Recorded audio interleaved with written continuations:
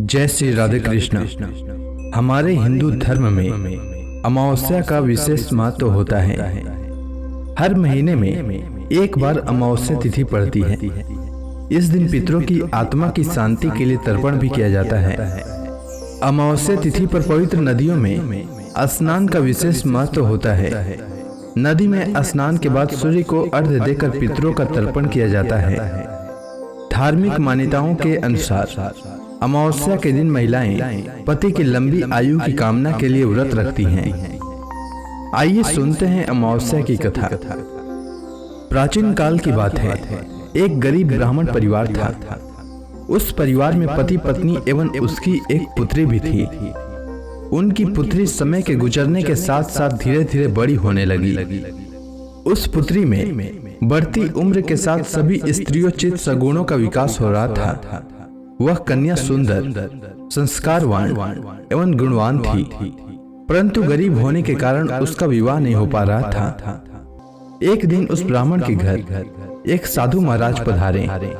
साधु उस कन्या के सेवा भाव से अत्यधिक प्रसन्न हुए।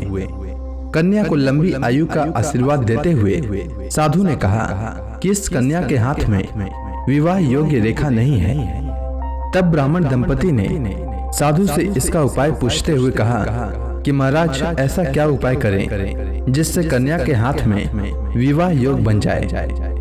तब साधु महाराज ने कुछ देर विचार करने के बाद अपनी अंतर्दृष्टि में ध्यान करके बताया कि कुछ ही दूरी पर एक गांव में सोना नाम की एक धोबिन महिला अपने बेटे और बहू के साथ रहती है, जो बहुत ही आचार विचार एवं संस्कार संपन्न तथा पति परायण है। यदि यह सुकन्या उस धोबिन की सेवा करे और वह महिला इसकी शादी में अपने मांग का सिंदूर लगा दे तथा उसके बाद इस कन्या का विवाह हो जाए तो इस कन्या का वैधव्य योग मिट सकता है।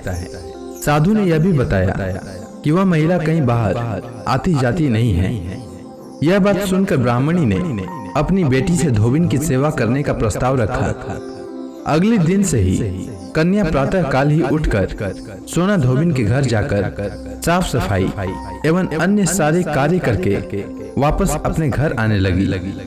एक दिन सोना धोबिन अपनी बहू से पूछती है कि तुम तो सुबह ही उठकर सारे काम कर लेती हो और पता भी नहीं चलता। बहू ने कहा, माँ जी, मैंने तो सोचा कि आप ही सुबह उठकर सारे काम खुद ही खत्म कर लेती हैं। मैं तो देर से उठती हूँ। यह सब जानकर दोनों सास बहू घर की निगरानी करने लगे कि कौन है जो सुबह ही घर का सारा काम करके चला जाता है। कई दिनों के बाद धोबी ने देखा कि एक कन्या मुंह ढके अंधेरे में घर में आती है और सारे काम करने के बाद चली जाती है। जब वह जाने लगी तो सोना धोबिन उसके पैरों पर गिर पड़ी, पूछने लगी कि आप कौन हैं और इस तरह छुपकर मेरे घर की चाकरी क्यों करती हैं। तब कन्या ने साधु द्वारा कही गई सारी बात बताई। सोना धोबिन पति परायण थी, अतः उसमें तेज था। वह तैयार हो गई। सोना धोबिन के पति थोड़ा अस्वस्थ थे। उसने अपनी बहू से अपने लौट आने तक घर पर ही रहने को कहा। सोना धोबिन जैसे ही अपने मांग का सिंदूर उस कन्या की मांग में लगाया, सोना धोबिन का पति मर गया। उसे इस बात का पता चल गया। वह घर से नीरा जल ही निकली थी। यह सोचकर कि रास्ते में कहीं पीपल का पेड़ मिलेगा तो उसकी पूजा करके और उसकी परिक्रमा करके उसके बाद जल ग्रहण करेगी। उस दिन अमावस्या थी।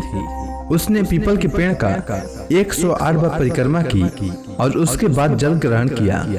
ऐसा करते ही उसके पति के मृत शरीर में वापस जान आ गई। धोबिन का पति फिर से जीवित हो गया। इसीलिए जो भी अमावस्या का व्रत करता है और पीपल के पेड़ की 108 बार परिक्रमा करता है, उसके सभी प्रकार की विपत्तियां टल जाती है। उम्मीद है आपको अमावस्या की कथा अच्छी लगी होगी। धन्यवाद।